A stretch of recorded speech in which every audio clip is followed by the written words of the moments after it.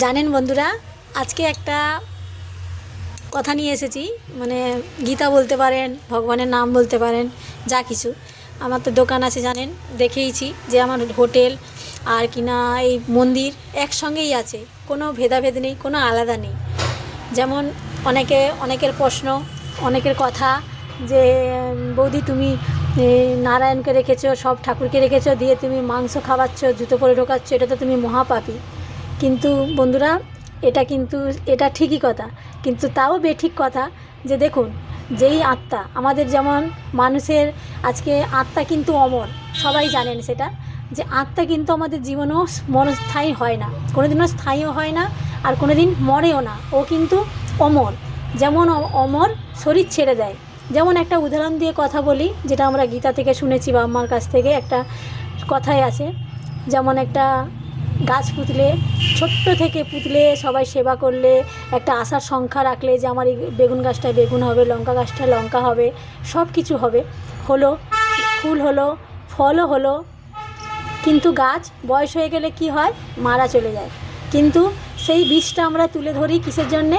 যাতে আমরা আবার লাগিয়ে সঞ্চয় করে আবার গাছ পুঁতে আবার ফল করতে পারি। সেরকমই সেম কিন্তু আমাদের আত্মা, আমাদের জীবন কিন্তু কোনোদিনও মৃত্যু হয় না। আত্মা কিন্তু চিরস্থায়ী থাকে।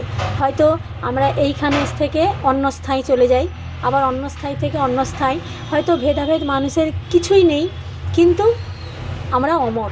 আমাদের শরীর চলে যায়, আমাদের মাটিতে দেহতে মিশে যায়, কিন্তু সবাই আমরা একসঙ্গে দিয়ে আবার আত্মা চিরস্থায়ীর মতন ঠাকুরের ভগবানের চরণে চলে যায়।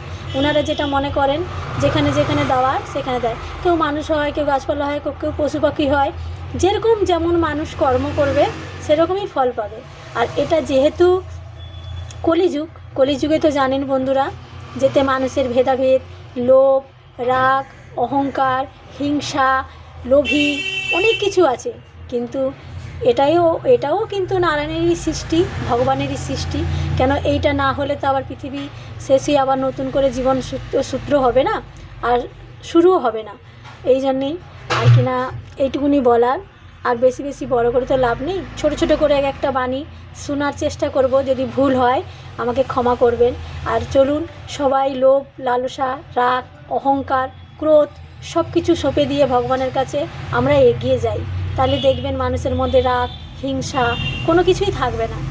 সবাই মিলে সব একসঙ্গেই থাকবো। কেন কলিযুগকে ডাকবো? কেন মানুষের মধ্যে ভগবান, তাকে আমি কষ্ট দেবো? কেন ব্যথা দেবো? কেন দুঃখ দেবো?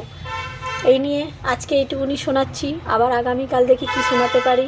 সবাইকে টাটা, সবাই ভালো থাকেন, সুস্থ থাকেন, আর সঙ্গে থাকেন।